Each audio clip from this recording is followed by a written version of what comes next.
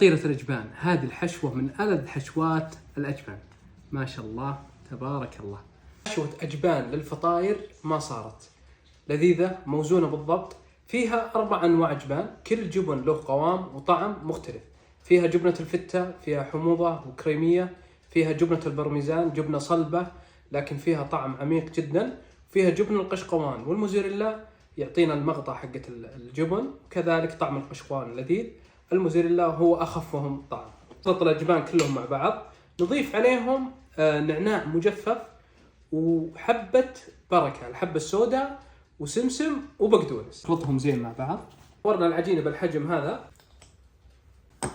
فردنا العجينة ما تكون رهيفة مرة ولا عريضة مرة. حشوة جبن راهية بالنص بالضبط بالطريقة هذه.